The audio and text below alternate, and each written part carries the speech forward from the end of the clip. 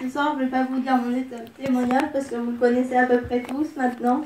Mais je vais vous raconter une expérience que j'ai faite il y a 2-3 jours de ça. Il y avait la réunion et c'est les Duville qui sont venus. Et puis j'étais vraiment découragée, j'avais pas trop envie de venir à la réunion. Et puis j'avais beaucoup de doutes. Et puis je suis quand même venue. Et puis j'avais vraiment plus de force. Et j'ai demandé, je fais Seigneur, je fais à la réunion, je veux juste que tu me donnes un encouragement, que tu me montres quelque chose. Et donc, pendant la réunion, à la fin, ils ont fait l'appel pour les malades et j'y vais pas souvent. Et là, je sais pas, j'ai eu envie d'y aller. Donc j'ai été et devant, j'ai dit Seigneur, je te demande pas grand chose, je te demande pas de me guérir, je te demande juste de me donner la force. Et donc, ils ont prié pour moi et l'homme, pendant qu'il a prié, il a donné une prophétie. Il a dit, toi qui doutes de moi, tu n'as rien à craindre. Amen. Et tout de suite, quand il a dit la prophétie qu'il était en train de prier de moi, j'ai eu l'onction de Dieu qui est tombée sur moi, j'ai été renouvelée du Saint-Esprit. Amen. Et puis je me suis mis debout avec l'homme et puis j'ai marché un petit peu dans la réunion. Amen. Mais ça m'a vraiment encouragée, mais c'est pas ça la plus belle chose qui m'a fait plaisir. C'est que quand je suis rentrée chez moi, après, le lendemain, j'ai dormi comme un bébé.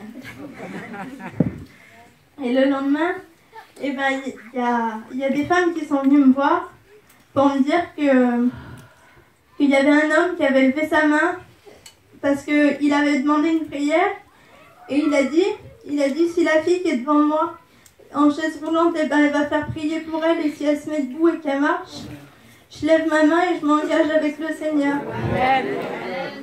Donc j'ai été tout de suite le voir chez lui vers son camping et je lui ai parlé, je lui ai dit qu'est-ce qui t'en empêche maintenant d'aller dans l'eau. Et il m'a dit rien de spécial, mais c'est un homme qui était vraiment dur pour les réunions. Son fils, il l'a dit tout à l'heure, son fils Rudy. Et j'ai vu que c'était pas facile parce que je sais, mon père il est pareil chez moi. Mais mon père, j'ai pas réussi à le convertir. Et puis j'ai été plusieurs fois parler avec lui. Et ce matin, il y a mon camping, il y a Jean-Pierre qui est venu, je dormais encore. Et c'était pour me dire que il a pris la décision de se baptiser ce soir. Et j'étais vraiment contente, ça m'a vraiment touchée. Et par contre, sa femme elle m'a remercié de tout son cœur. Mais je voudrais dire que c'est pas moi, c'est Dieu qui a parlé à travers moi. Moi, je suis personne, je suis que Marika et puis je voulais travailler pour le Seigneur.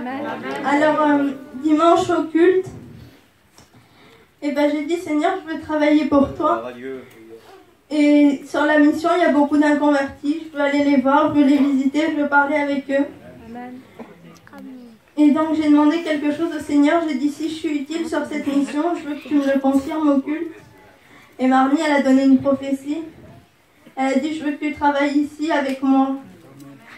Et donc j'ai décidé de rester dans la mission et de suivre Jean-Pierre jusqu'au mois de septembre.